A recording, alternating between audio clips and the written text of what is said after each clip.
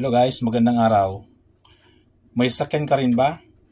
At minsan ay napansin mo na parang nahihirapan itong umandar sa umaga o kaya ay kapag gagamitin mo na dahil ito ay na-standby ng mga ilang araw, na kapag in-start mo ang engine, ang maririnig mo lang ay kaunting lagatik o kaya ay tuloy na hindi umaandar.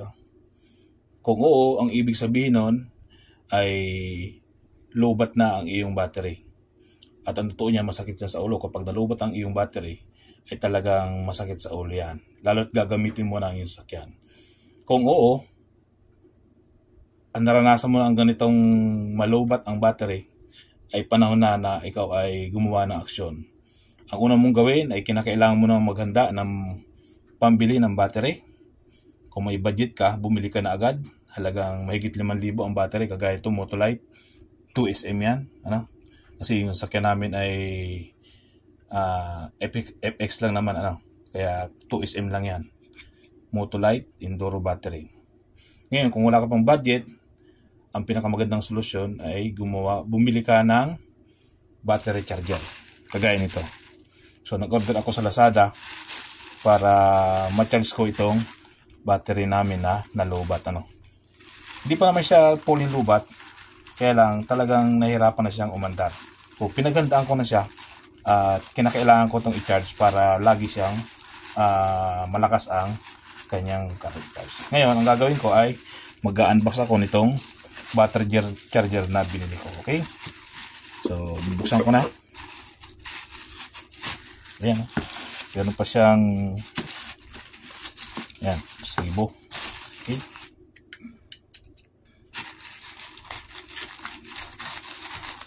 Tingnan natin kung gagana itong binili nating battery charger sa Lazada. So ang halaga nito ay nasa 400. Ayan. Mukhang sealed naman siya. Selyado siya. Okay.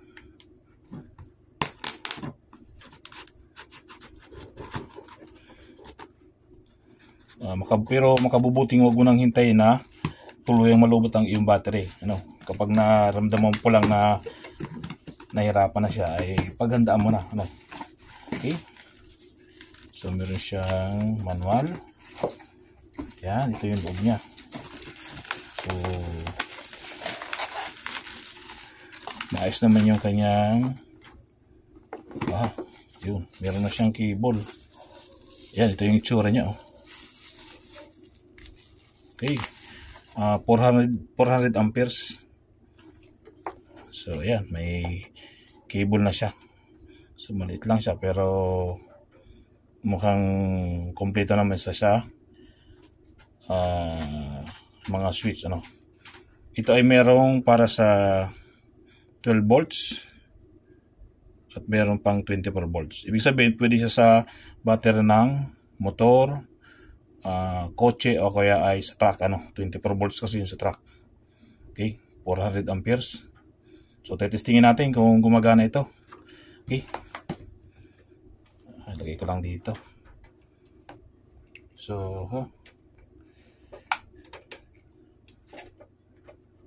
yan, tingnan lang natin yung positive at saka negative. Make sure lang na tama yung connection ng positive at negative.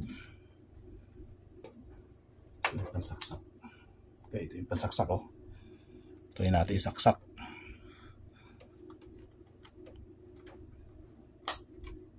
Okay. Tapos nakasaksak na siya. Ayun. Ilaw na. So, i-on mo lang. Ayan, 12 volts. Ayun. 12 volts to. Okay. Yeah, ibig sabihin ready na yan. Anytime pwede nang gamitin niya. Okay. Umilaw na siya. Okay. Naka-green. Green na. So itong red ay i-connecta natin sa positive. Ito. So meron akong wire dito. Ito yung pan-testing ko. Pan-testing ko siya. Actually, ito pa ng battery ito ay hindi pa naman siya totally drain. Nailaw pa siya. Kaya lang hindi na siya makapag-start ng makina. Ayan, may ilaw pa naman siya kahit konti. Okay. So, tanggalin ko muna ito. Tanggalin ko lang muna. Okay. Ikukunik ko na itong lamp sa positive. Positive. Saka ito sa doon sa negative. Ayan. Ayun. Kung mapapansin niyo, ayun. Nag-red na siya, ayun, ibig sabihin, ayun, kita ba? Ayun, na gumagalaw na yun. Ibig sabihin, nag-charge na siya. Okay? Kung pang 24 volts naman, pan-track. Ayan. Ito ang ilaw niyan. Ibig sabihin niyan, kapag ang pagkakabitan mo na 24 volts, automatic ang iilaw itong pang 24 volts. So nakalagay dito ay intelligent pulse upgrade. So since na-connect ko siya sa 12 volts na battery, kaya ang umiilaw ay itong 12 volts na indicator. Ang kulay green siya. At nag-charge siya ngayon. Susubukan natin ma-full charge yan kung ilang oras para matesting sa sakyan namin. Okay. So, ang testing natin sa pag-unbox, sa pagkabit dito sa battery ay mukhang okay naman. So, hintayin lang natin yung final na pag-testing sa sakyan kapag na full battery na ito. Okay? Kaya kung wala ka pang pambili ng battery na halagang 5,000, mas makabubuting bumili ka muna ng battery charger na halagang 400 pesos lang. Depende dun sa sa bibilhan mo na tindahan sa Lazada. Ang gagawin mo lang ay pipili ka lang ng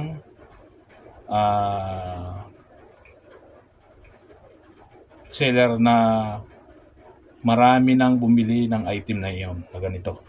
At titingnan mo rin yung review kung mga mas marami ang positive na review.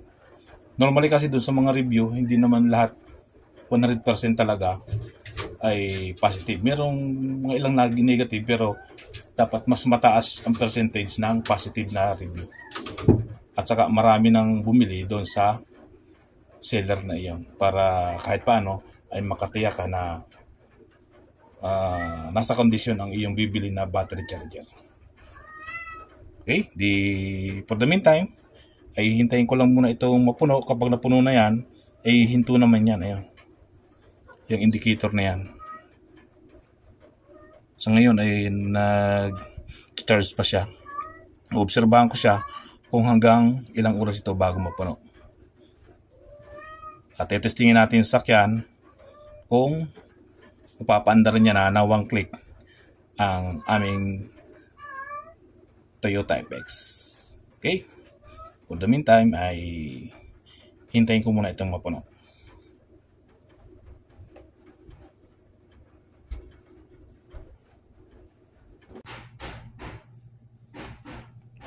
Ayan, bali 8 hours na naka-charge itong ating battery.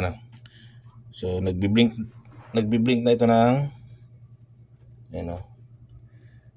itong indicator, nagbi-blink na ng blue-red. Nakaraan ay naka-red lang yan, pero ngayon nagbo-blue-red na siya. Ibig sabihin ay pupuno na yan. Okay? So binasa ko rin itong battery charger instruction manual. Nakalagay dito ay sa operating and instruction, nakalagay dito. So number 3. Yan. When the charging indicator is off or the LCD battery symbol shows 100%, unplug the power cord, remove the charger. So ibig sabihin, alin man sa dalawa dyan, yung LCD ay mag-off o kaya ay magkaroon ng symbol na 100%. So titingnan natin yung battery indicator kung ilan na yung, kung ano na yung symbol niya. Okay, silipin natin. Ayan, napansin niyo to. Ito yung battery symbol niya. Yun. Hindi na siya gumagalaw. Naka-fix na siya dun sa 100%. Ayan. Pero nakaraan, gumagalaw yan, nagcha-charge pa yan. So ngayon, naka-fix na siya. Okay? So ibig sabihin ay possible malapit na siyang mapuno o pwede nang gamitin yan. So kung makikita ito sa voltage sa taas, nakaraan ay 13 lang yan. Ngayon nakalagay dun sa manual ay ang range pala niyan ay from 8 to 14 volts kung 12 volts battery. Ngayon naka 15.4 na siya. Ibig sabihin ay lampas na dun sa range na 8 to 14 volts base dito sa manual. Ibig sabihin pwede nang gamitin yan. So hindi natin kailangan hintayin pang lumabas yung 100% kasi ang mga battery ng sakyan, ang mga makina ay meron naman yung alternator. So pag umandar na yung engine, magkakaroon pa rin yung karagdagang maintain na charge galing sa alternator. Kaya okay lang yan.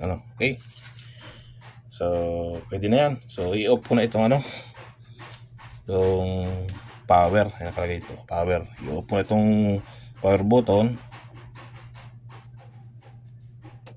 Yan. So naka-off na siya. Okay? So base doon sa instruction, pwede na tanggalin itong clip. Okay? Yan. So testingin natin ang improvise kong tester na sa ilaw. Kahapon medyo mahina yung ilaw niya. So itong tingnan natin ngayon sa ilaw. Okay? Ito. Improvise lang to kasi wala naman akong tester. Yan mas malakas na siya ngayon. Mas malakas na siya ngayon compare kahapon. Kasi 8 hours na siya nag-charge.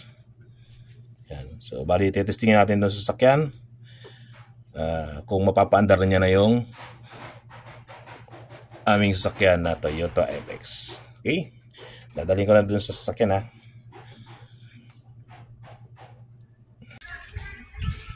Ayan, andito na tayo sa sasakyan. Ayan, dito nakalagay yung battery. So yung battery ay dito sa baba. Kakabit ko lang kailangan medyo ikutin lang para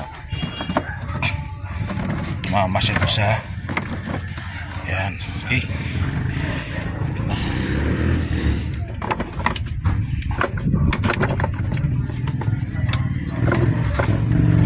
so ikakabit ko lang muna yung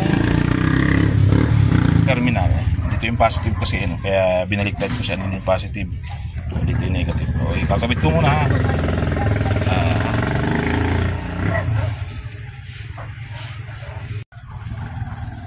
Ayan, naikabit ko na yung terminal. Ito yung negative, ito yung positive. Ayan, mahigpit. Make sure na mahigpit yung mga clamp yan Ayan, positive, tapos ito negative. Kinabit ko na rin yung battery holder. Ayan, kakabit na rin siya. So ngayon hindi pa umaandar yung makina Ayan. So titestingin ko subukan natin kung magiging one clip na ulit siya kagaya ng dati na before siya malobat. Okay, testing.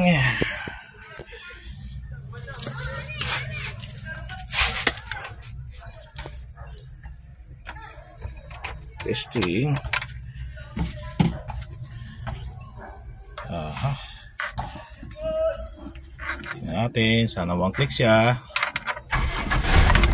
Ayun, one click siya. One click na, ibig sabihin ay full battery na ulit siya. Okay, gumagana na siya, umaandar na, tumatakbo na ang makina. Okay, tingnan natin.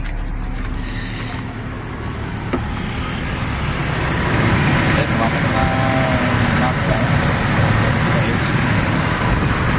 So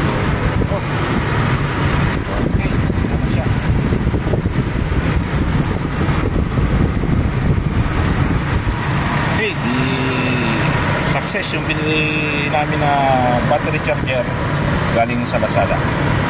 Okay, di lang ating for today's video. Kaya kung may naturo ka sa video ito ay paki-like naman. Okay, salamat sa Lazada. Bye for now. Okay, see you in my next video. Okay, bye. Thanks for watching.